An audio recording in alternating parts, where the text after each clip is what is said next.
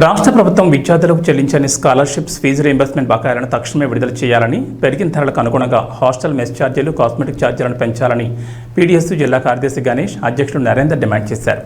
PDSU రాష్ట్ర committee పిలుపు మేరకు చలో కలెక్టరేట్ కార్యక్రమం నిర్వహించారు. బైపాస్ మీదుగా కలెక్టరేట్ వరకు నిరసన ప్రదర్శన నిర్వహించి కలెక్టరేట్ ప్రధాన ద్వారం ముందు ధర్నా చేపట్టారు. ఈ సందర్భంగా వారు మాట్లాడుతూ స్కాలర్షిప్ ఫీజు రీయింబర్స్మెంట్ కోసం ఎదురుచూస్తున్న లక్షలాది మంది విద్యార్థుల పట్ల కనికరం చూపని కాంగ్రెస్ రేవంత్ వైఖరిని ఖండించారు. రీయింబర్స్మెంట్ రాక ఫీజులు కట్టే స్తోమత విద్యార్థులకు లేక ఫీజులు కట్టకపోవడంతో కాలేజ్ మేనేజ్మెంట్లు సర్టిఫికెట్లు ఇవ్వడం లేదన్నారు. ఉన్నత చదువులకు ఇబ్బందుల దృష్ట్యా కొందరు పేరెంట్స్ అప్పులు తెచ్చి కాలేజ్ ఫీజులు కడుతున్నారన్నారు. కానీ మెజార్టీ నిరుపేద విద్యార్థులు ఫీజులు చెల్లించలేక సర్టిఫికెట్లు కాలేజీలోనే వదిలేసి పై చదువులు ఆపేస్తున్నారని ఆవేదన వ్యక్తం చేశారు. ప్రభుత్వం స్కాలర్షిప్ ఫీజు రీయింబర్స్మెంట్ బకాయిలు విడుదల చేయకుండా విద్యార్థుల జీవితాలతో చెలగాటమాడుతుందన్నారు.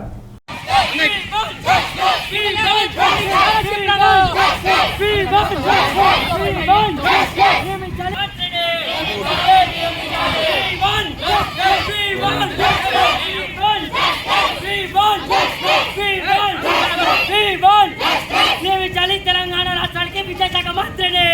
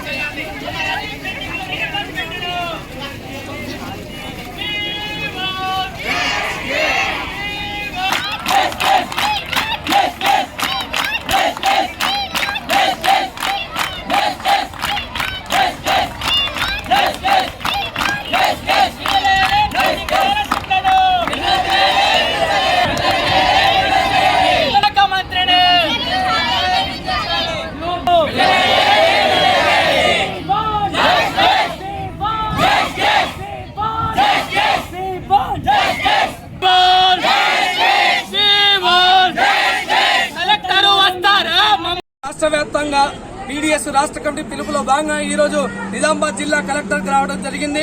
ముఖ్యంగా ఈ రోజు ఏదైతే దాదాపు తెలంగాణలో రేవంత్ రెడ్డి సర్కార్ ఈ రోజు ప్రభుత్వం ఏర్పాటు చేయడం జరిగింది.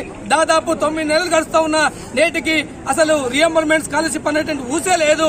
అయ్యా రేవంత్ ప్రభుత్వమా, మీకు ఒకటే మేము తెలియజేస్తా ఉన్నాము, మీరు ఎక్కక ముందు గద్దె ఎక్కక ముందు మాది విద్యార్థుల ప్రభుత్వం, మరి నిరుద్యోగుల ప్రభుత్వం ఈ రాష్ట్ర ప్రభుత్వం అని చెప్పి చెప్తా ఉన్నాం. మరి ఈ రోజు దాదాపు 5 నుంచి 8 వేల కోట్ల రూపాయల బకాయిలు ఎందుకు పెండింగ్ లో ఉన్నాయని చెప్పేసి మేము అడగదలుచుకున్నాము. అదేవిధంగా దాదాపు రాష్ట్ర వ్యాప్తంగా ఉన్నటువంటి సంక్షేమ హాస్టళ్లు ఈ రోజు వర్షాకాలం కాబట్టి మొత్తం అన్ని హాస్టళ్లలో పండుకుంటామంటే జాగలేనటువంటి పరిస్థితి, వర్షం పడితే పూర్తిగా చెరువులకి నిండిపోయేటువంటి పరిస్థితి. ఈ ఏదైతే సంక్షేమ హాస్టళ్లకు సొంత భవనాలు లేదు, మీరు ఎప్పుడు నిర్మించిస్తారా అని చెప్పేసి అడుగుతున్నాం. అదేవిధంగా ఏదైతే మధ్యాహ్న భోజనం సంబంధించినటువంటి జూనియర్ కళాశాలలో మధ్యాహ్న భోజనం ఏర్పాటు చేస్తామని చెప్పేసి అన్నారు. అసలు ఈ హామీ ఈ ఊసి ఎటుపోయిందని చెప్పేసి ఈ సందర్భంగా మేము డిమాండ్ చేస్తున్నాము.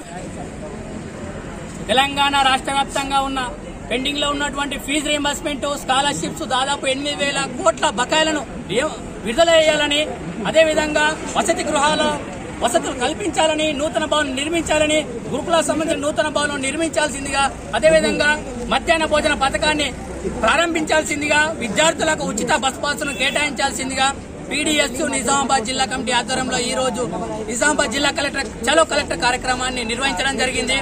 అయ్యా రేవంత్ ప్రభుత్వమా, మీరు ఇచ్చిన ఎన్నికలలో విద్యార్థి పాలన, ప్రజాపాలన అంటూ గొప్పలు చెప్పుకున్న రేవంత్ ప్రభుత్వము ఇప్పటి వరకు కూడా ఎటువంటి స్కాలర్షిప్స్ రీయింబర్స్మెంట్ విడుదల లేకపోవడం సిగ్గుచేటు.